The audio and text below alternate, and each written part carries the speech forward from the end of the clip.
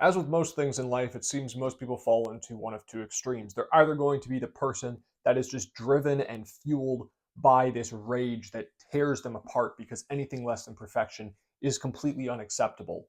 And then on the other hand, you have the people that get scared of any strong emotion, any passion, and they try to bury any zeal or any excitement or anything that's really going to drive them forward because either they don't want to uh, they don't want to feel the power that they have, or they've been taught by other people that having such a thing is wrong. I would like to propose a third position. Anger, like every emotion, isn't just there. It has a purpose, it has a meaning. And if we can channel it properly, it can drive us in a very good direction. And so the question we are answering today is, what is anger? How do we deal with it? What does it mean for us in our lives? And how do we channel this very hot, amazing fuel that we have without turning into a game of self condemnation and self hatred, but also not falling into the extreme of this self love where you just need to whistle past the graveyard and pretend that everything in your life is wonderful and you don't have any problems when, spoiler alert, life is pretty hard. It sucks a lot of the time, or sometimes, depending on what you choose to see. But objectively, there are going to be tough things. There are going to be things that anger you, that piss you off. And that impulse is there for a reason. So let's get into it. To give you guys a little bit of background on what I've been thinking along these lines, I've been on both extremes here. I've been the person that is just fueled by that rage and that desire to prove himself, and I've been the person that has been completely emotionally castrated and just like, oh well, everything's great. I don't have any enemies. I don't have any problems. When again, as we've just discussed, that's completely delusional. That's not in alignment with reality. I really got into the personal development space 2019, 2020, right before the Rona kicked off, which was right at the tail end of high school for me, looking into college, taking life into my own hands. I got really down kind of the rabbit hole of personal development, the red pill, conspiracy theories, everything like that. And I think that that was very good for me in one sense because it gave me this drive forward. It gave me this motivation. It was like, oh, shoot, nobody's coming to save me. I've got to figure this out. But at the same time, it also became this just burden of, especially going down the conspiracy theory rabbit hole, believing that like the whole world is out to get me, the whole world is organized against me, and there's nothing I can do. And then, of course, COVID happens. A lot of the conspiracy theorists are right about things. And so you just watch this social degradation, and that just provides more and more stress, which in turn demands more and more focus. And then it just becomes this slippery slope of constantly focusing and fixating on the things that I had no direct control over. And so it became this extreme source of anxiety for me because I felt like, I've got to do something with my life. I'm here for a reason, but the entire deck is stacked against me. And there's nothing I can possibly do to influence events on a global scale at this stage. And so when I got to that point, I was freaking out. I was genuinely like getting in the prepper mentality, waiting for society to collapse because that's how society looked like it was going to go. I was waiting for, some World War Z reality where, the government falls apart, society falls into chaos, and you're going next door to rip out your neighbor's throat for a can of beans. That was what I was expecting life would turn out to be. Now, thankfully, it didn't, but it was just this immense pressure that I had no idea how to deal with and just how to proceed forward in a productive way because it seemed like anytime I would get a little bit of momentum, I would self sabotage. And then I would be like, oh, okay, well, it's because you're not good enough. You just need to try harder. And then you just get on that treadmill forever. So then I was introduced to one of the first mentors that I directly invested to. We're going to call him Johnny for today's purposes.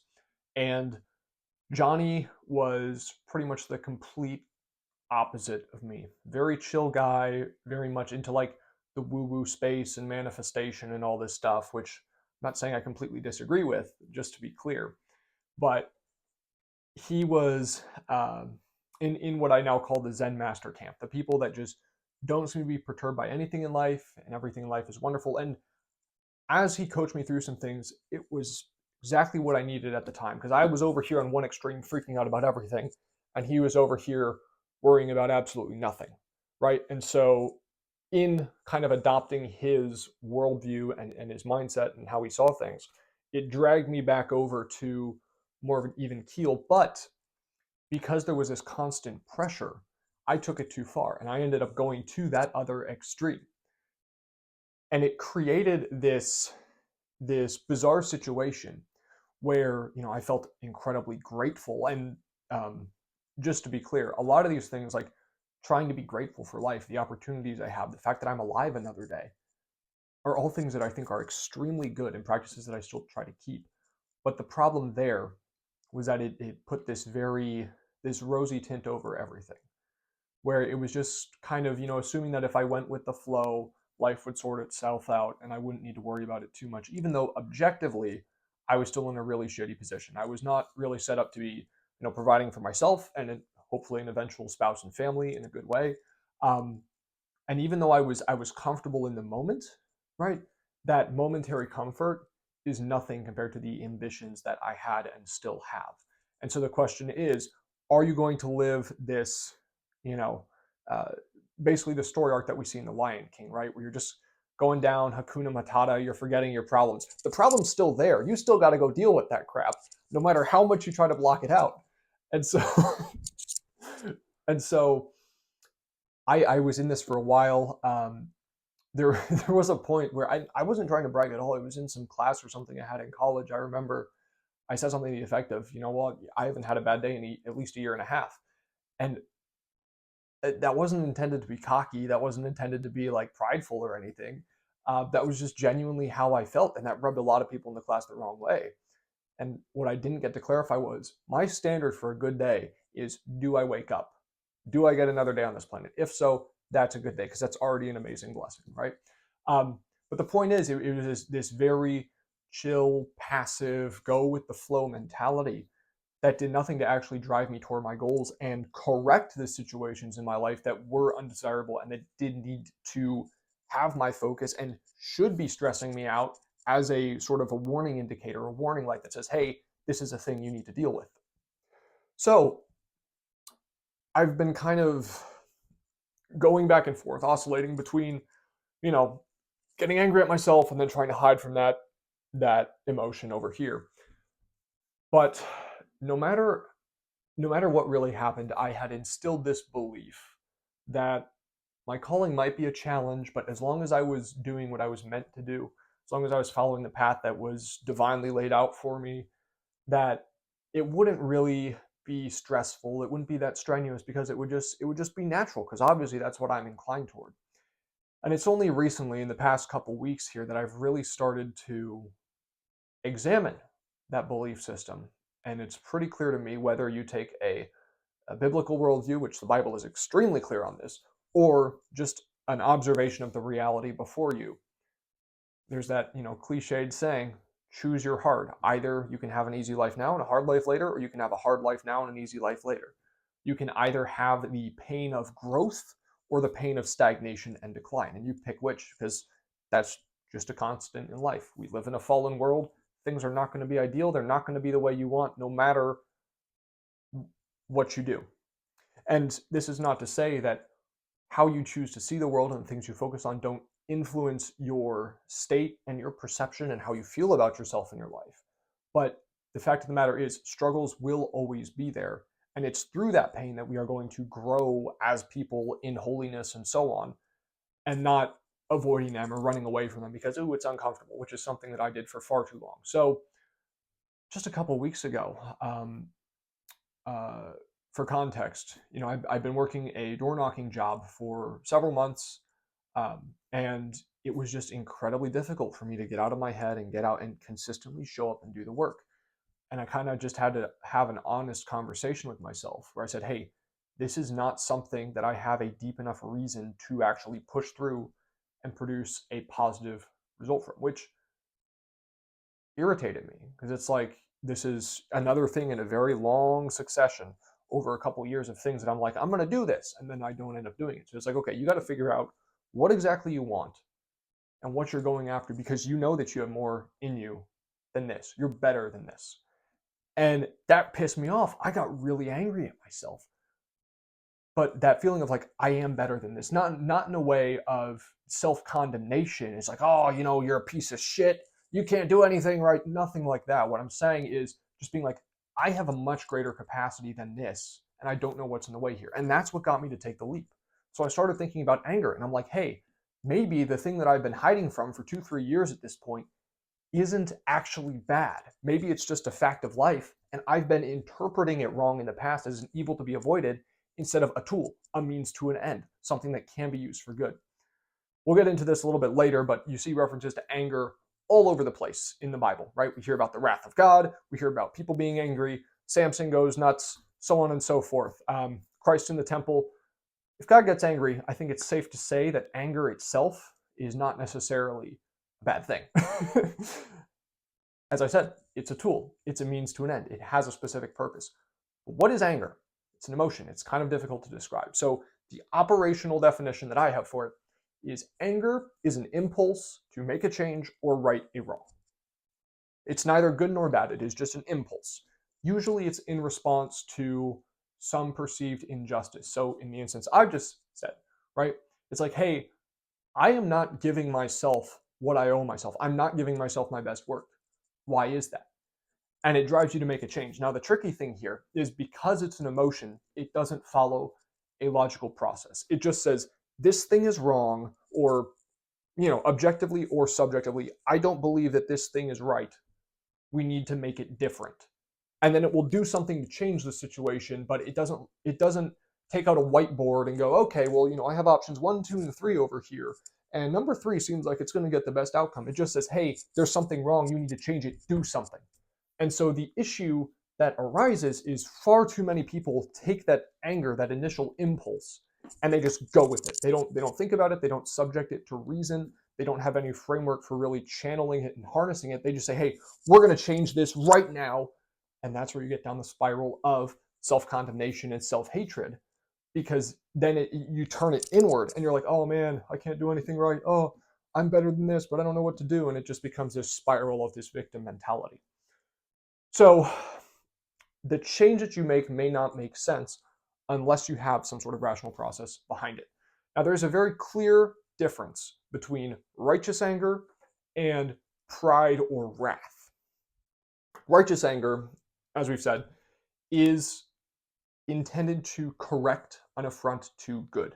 So you say, hey, this thing is disordered, this is wrong, it has deviated from how it should be, I'm going to fix it. And to be very clear, you should get angry. You should not be some guy that just doesn't do anything because, oh, well, Jesus said that we need to get along with people and be nice to them. He did not say that, first of all. But secondly, we have consciences for a reason. And if we recognize that something is wrong, if somebody is blaspheming something that is holy or abusing a child or something like that, you should, if your conscience is formed properly, and even if it's not, you should have that impulse that just says, hey, this is wrong, I need to fix it. On the other hand, you have pride and wrath. So to define these two here, right? Pride is a love of one's own excellence, not attributing it to God. So it's doing something and saying, I did this of my own power, aren't I wonderful? The world revolves around me. Instead of saying, hey, I was able to do this thing because, God allowed me to be breathing. He gave me the opportunity. He gave me the people. He gave me the tools to actually make this thing take effect. So it's a very different framework, but the destructive sort of pride says, hey, it's all about me, aren't I wonderful? Now, St. Thomas Aquinas defines proper pride, which is to say the correctly ordered version of pride, as seeking honor virtuously. So it's not necessarily bad to be recognized for things, but you have to go about it because that thing in itself is good, not for your own self-aggrandizement or to create some sort of idol out of yourself. Because, as we've said, that is really the root of a lot of this self-destructive rage and hatred that says, hey, we're going to tear you down because you're not good enough. Not we're shooting for this higher ideal, but you're not good enough. And then similarly, wrath is not anger when we're talking about it in the context of a deadly sin. All right, anger is just an emotion. It's an impulse. There is no act of the will behind it. Wrath is very closely connected to the pride that we've just talked about, which is hatred that's ordered to vengeance instead of restoration of the good.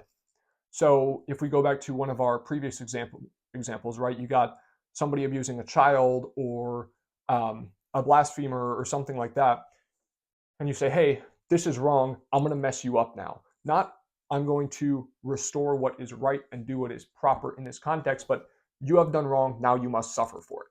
Part of that might be ordered to justice, but if it's rooted in a desire to serve your own ego or to just make them hurt because they hurt you, then that gets into the area of vengeance again instead of seeking good.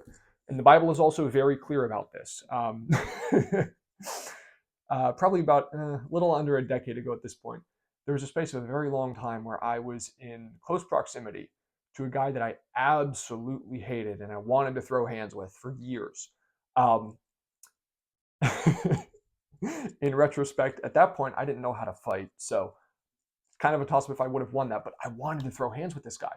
And the two things that kept me at bay were two verses from scripture that appeared in the Liturgy of the Hours, which, if you're not Catholic, is a series of prayers that priests are required to pray throughout the day, and then the laity can do it if they want. One of those is, "Vengeance is mine, I will repay, says the Lord." The other one is, I forget the direct quotation, but it was something about, "Forgive your enemies, for in doing so you heap burning coals on their head." And I was like, oh, well, that sounds pretty good. I'll do that. Which again, was not because I wanted good for this person that I despised. It was because I was like, well, God's probably going to be better at taking revenge than I am, which is completely backwards. That's not what I should have done at all. But that is that destructive anger, that wrath that is rooted in pride and oriented toward your own selfish desires as opposed to serving something that is objectively good.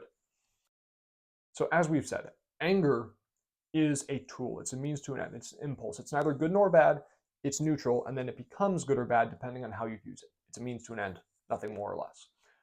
So on the one hand, you have the people that get rooted in that pride and that wrath and focus it on them. And then that's where you create the self-destructive cycle, that chase of perfection. You're never good enough. You need to try harder. You need to work harder, so on and so forth. And then you have the modern man, which is just a passive, pathetic, useless member of society. And this version of man chooses never to see anything, never accepts that anything could make him angry, never accepts that anything might be a problem. Because if he's getting angry, that's tapping into a primal part of him, a power that he's scared of, because he has been stripped of all of his power and he's been taught that, oh, you need to be a good boy, and real men don't get angry. You just show up and you shut up and you provide, and you don't have any dreams or ambitions or desires or anything like that. You're just there, and then you die, and you'll be happy with that because we said you will. It's ridiculous, but so many men live their lives this way, and it's very easy to go along with that because that is the societal trap that we fall into. Now, this is a whole separate conversation, but one thing that I've noticed, because I really fixate on the state of Adam and Eve in the garden before the fall, because that gives us the best framework for how God intended men and women to operate before the fall, right? Before original sin was even in the equation. Of course, exception being Jesus and the Blessed Mother, but again, table that, different conversation. Short version of this is men and women seem to have different fallen inclinations. As we see with Eve taking the apple, women tend to want to take more power than is their right, and to seek more, to seek excess. Whereas men, on the other hand, as we see with Adam, passively standing there and letting her do it, men have a greater tendency to abdicate their responsibility, to surrender their power, because it's dangerous and it's scary, and to have that capacity to really exert your will on the world is intimidating because it implies you have a lot of duties, right? Scripture tells us, to whom much has been given, much is expected, or something to that effect. So the point being, anger for a lot of the, as we've said, for a lot of the emotionally castrated group of men in society is terrifying because it taps into that primal nature. And they've been taught that that's dangerous. It's a wild animal. You don't touch it because it might attack you, even though all the comforts of society are a complete anomaly. It's like we still need men, we still need that capacity, whether you want to hide from it or not. And this is something that all sorts of philosophers have talked about throughout the ages, right? We see this in the Gospels. Again, to whom much has been given, much is expected. Nietzsche wrote about this, saying something like, I laugh at the cowards that tear out their claws and then think themselves brave. Jordan Peterson has also talked about this, especially when he was first coming up, where he was saying, you need to actually be capable of violence and you need to have power before it can be noble to put it aside. Because then you actually have something that you are willfully subjecting to reason and virtue, as opposed to me being like, well, you know what? I haven't committed billions of dollars in tax fraud. That makes me a good person. No, it's because I don't have the capacity to commit billions of dollars in tax fraud because I don't have that net worth yet. You see how that works? It's it's not even an option for me, so I'm not virtuous for not doing it. All right. In this wonderful book by John Eldredge, Wild at Heart, if you've been around me for any amount of time in the past probably 5 years, you've heard me talk about this book at some point. I just want to read a quick quotation from it. He says, "Alas, there is the church. Christianity as it currently exists has done some terrible things to men. When all is said and done, I think most men in the church believe that God put them on earth to be a good boy. The problem with men, we are told, is that they don't know how to keep their promises, be spiritual leaders, talk to their wives, or raise their children. But if they try really hard, they can reach the lofty summit of becoming a really nice guy." That's what we hold up as models of Christian maturity. Really nice guys. We don't smoke, drink, or swear. That's what makes us men.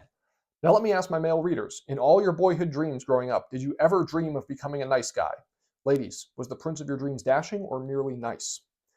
Do I overstate my case? Walk into most churches in America, have a look around, and ask yourself this question. What is a Christian man? Don't listen to what is said, look at what you find there. There is no doubt about it. You have to admit, a Christian man is bored. At a recent church retreat, I was talking to a guy in his 50s, listening really, about his own journey as a man.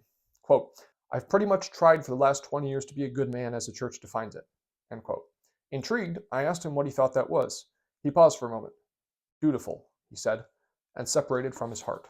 A perfect description, I thought. Sadly, right on the mark. As Robert Bly laments in Iron John, some women want a passive man if they want a man at all. The church wants a tamed man, they are called priests. The university wants a domesticated man, they are called tenure-track people. The corporation wants a sanitized, hairless, shallow man.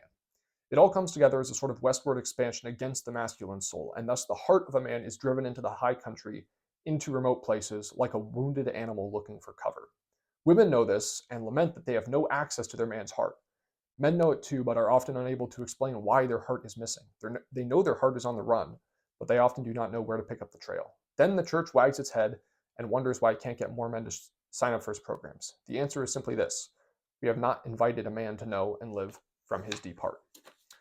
That is a pretty succinct diagnosis of the issue, which is that we've been taught to be scared of our capacity. We've been taught that as men, we just kind of have to shut up and do our thing and never really feel anything too strongly because that's scary and that's dangerous and it's not easily controlled. When it's really the exact opposite.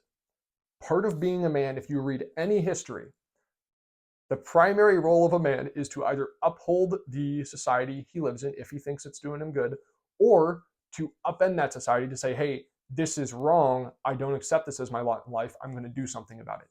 Every major change in history has been driven by angry men, usually angry young men, because they are the people with the least to lose and the most to gain, and they have the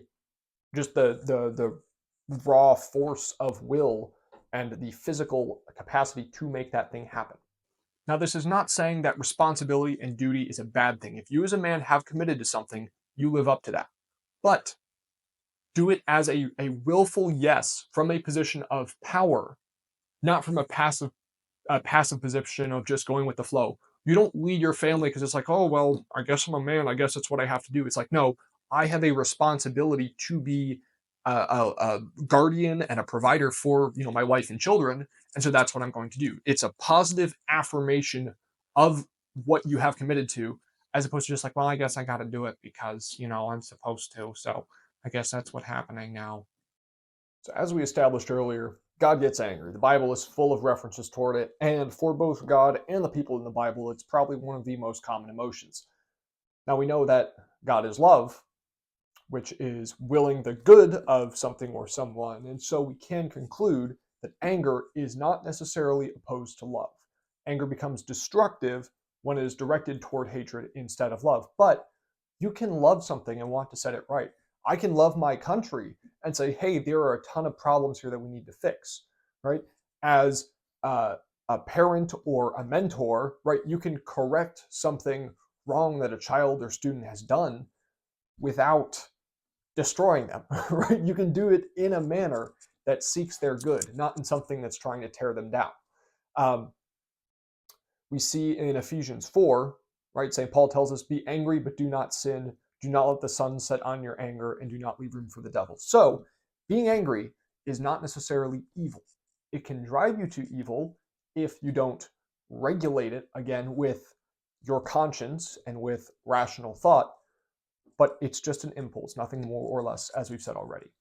Now, one thing that I've heard for a while that has really just started to click is this concept of dark energy. This is something that Tim Grover and Andy Frisella both talk about extensively.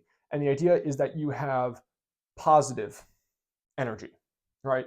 Things that you're striving for, your goals, your ideals, your dreams, stuff that excites you, basically, and stuff that is a positive good. And then there's dark energy, which is basically lighting a fire under your ass, right? It's being chased by a bear. That is dark energy. It's giving you an incentive that says, hey, I need to get away from this thing. And usually that's a much more powerful source of energy than your goals, because just as biological creatures, we are more driven by avoiding loss than we are gaining new things, right? And you can see this just in basic human behavior. The reason that people avoid a lot of risks is because they are afraid of getting hurt or losing something in the process, even if they know what's on the other side of that is going to be worth more than the sacrifice that it takes to get there. Because, spoiler alert, we don't like pain, in case you haven't noticed that already. Now, one of the things that Andy Frisella talks about is using all the available energy. And one of the things that he's talked about a lot is how people will try to just use light energy, just use the things that they're pushing toward, but then they're forgetting this entire other dimension of drive and fuel that you can have to actually get to those goals. And so the people that are willing to tap into that extra power are able to absolutely just lap the people that are just stuck in the light energy cycle, because they have that much more driving force behind them to actually get to those goals that they want. So the idea here is you want to introduce tension. You want to embrace the gifts that you have, the capacity that you have as a human being to affect your life and positively impact the world around you.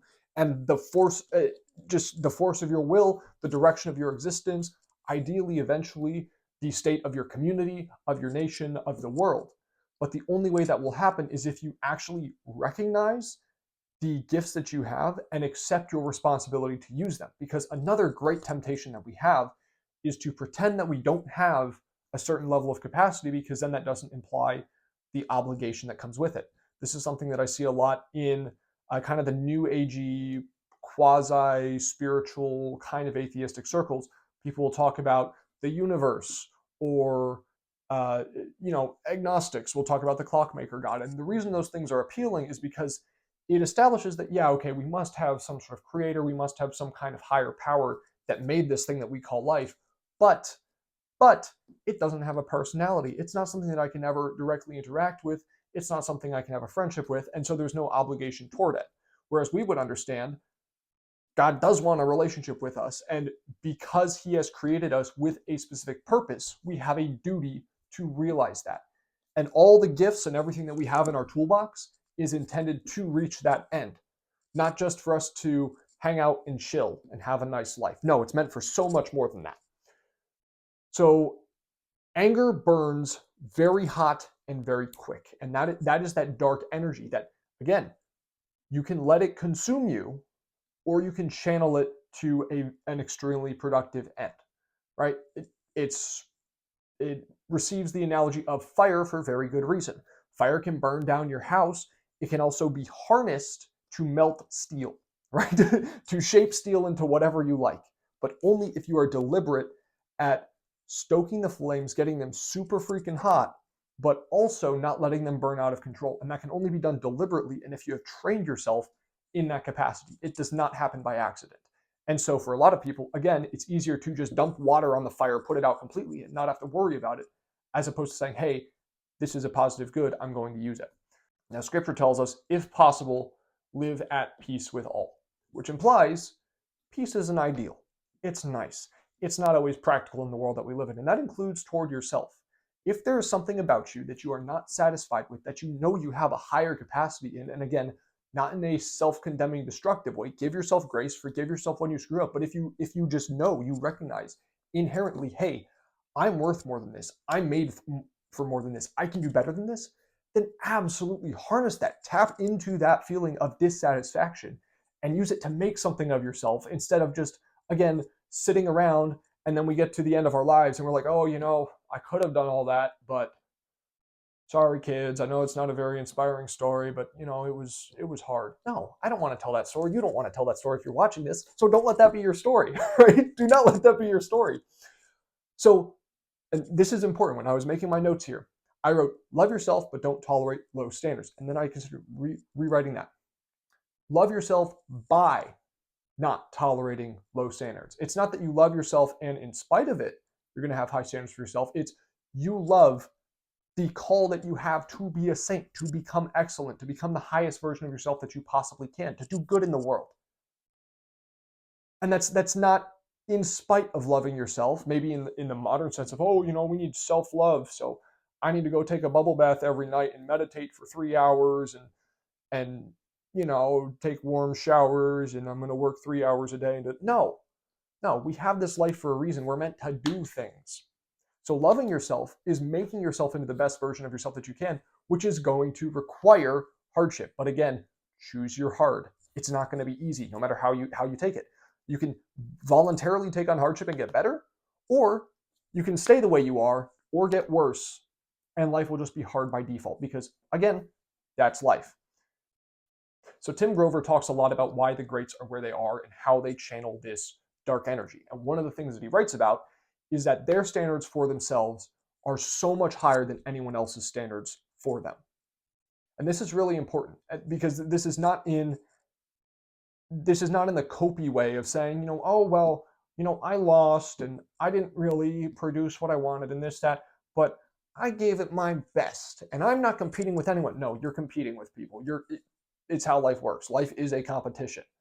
But at the end of the day, the reason that the greats are where they are is because they competed against themselves, not just to meet the mark, but to go so much higher. It's why people like Kobe will be 30 points up in a game against a bad team, and they're not like, okay, well, we'll save them, we'll spare the other team's egos. No, you score as many points against those people as you possibly can because you're not proving anything to them, you're proving something to yourself. Which again is not a cope for not beating them. If you're objectively bad, you should recognize that. But if you can do more, you should step into that. You should realize that capacity. So all this is to say, harness your anger. If you're angry at something, that means that there's something in your environment that is actually triggering that. And the reason that this is really important to me is because I realized that in trying to tamp down discontent and anger at myself when I wasn't living up to who I should be, I was also dulling, numbing every other emotion that I had. And something that's become extremely apparent to me over the past few years is you will not make the sacrifices necessary to be great at anything or to achieve anything great if there is not sufficient emotional weight behind that for you. If it doesn't mean enough to you, you're going to say, oh, well, this isn't worth it. This struggle isn't worth it. So why bother? And that makes sense, right? If you don't perceive value in what you're doing, you're not going to do it the second it gets hard. So in harnessing that anger and saying, I can be better than this, I am meant for more, you can get yourself to stay committed to something in a way that you wouldn't if you were just like, oh, well, I want to feel nice about my life and have a good time and, I'll make a little bit of money and just get along and then die someday. And no, you want a cool story to tell. And that means that there's going to be some hardship with your life. something I've noticed, a lot of my friends and people in my circles have become recent first-time parents, and I've noticed something that I call the dad lock-in, which is like you're married, you're providing for another person, okay, and then your kid's born, and you have a physical, like biological connection to this human being that you are completely responsible for protecting, like cannot survive on its own, and you're like, oh shoot, I need to take care of this kid, and you just lock in, and you work harder, and you're more present, and you show up more, and you're not worried as much about tomorrow because it's like, hey, I got to show up today. I got to do my work. I got to do a good job for this kid. I'd argue that's dark energy, right? Right? That is a pushing force behind you. You're like, hey, I don't want to be a schmuck that lets that kid down. So I'm going to show up and I'm going to be the person my family needs, right? That's not a bad thing at all. That is amazing. But it's also not pleasant, right? Because it's forcing you to embrace hardships that you otherwise probably wouldn't because you don't have that sufficient emotional weight and enough of a reason to push through that hardship. So there's a little framework that I have for processing anger and using it constructively. And I'm not saying I'm perfect at this, but this is what I got. So in any sequence of events, right? Anything that you do, you've got your impulse, you've got your choice, and you've got your action. Now, people that are very reactive are just going to live with impulse action. They get an inclination to do something and they just act on it immediately. They don't think it through. They don't say, hey, is this the best thing for me? They just go for it, right?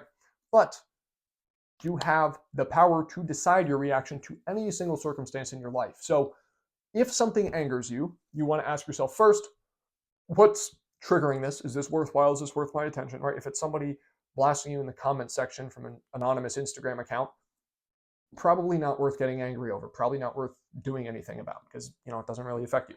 Second question, what good is harmed? And this is important because going back to what we said earlier, you want to discern whether you are getting angry because your pride and your ego have been stung and you're like, oh, well, I'll show you. I'm this big alpha male. No, you want to figure out if there's an actual injustice, if something is actually out of order, right? If there's an actual evil that's been done, and not just because you want to feel good about yourself, but because there's actually an objective wrong, an objective evil that's being committed. And then you say, okay, so that brings us from the impulse to the choice stage. And so you say, all right, so we're just assuming, I know that this anger is being triggered by something that is an actual injustice that I have the ability to positively affect, and I want to spend my time on it. Then you ask, what do I want for the outcome, right? What am I going to harness and orient this anger toward? What good am I seeking to restore? And then finally, in the action phase, what do I do? How do I actually get there? And you can reverse engineer that.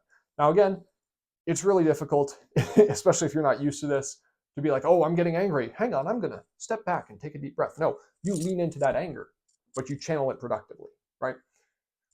So once you've done that, don't be afraid of the power that you have. Again, God has put you in this moment and given you the abilities, the people, the community, the toolbox, everything you need for the specific problems in your life.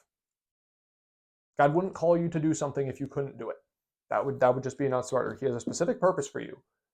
And if something angers you in pursuit of that purpose, or you think there's an injustice or something wrong, do what you can to right it. Like that's what we're here for. We're supposed to be good examples for the world and good men and husbands, fathers, friends, so on and so forth, right? We are called to use what we have in the service of good. And if we don't, no one else is going to. So that being said, please, the next time you get angry at something, don't freak out about it. Don't try to hide from it, but embrace the fact that you, as a man, have this capacity to affect massive change in your life and a massive positive effect in the lives of the people around you and the people you care about. Realize your responsibility and do something about it. God bless.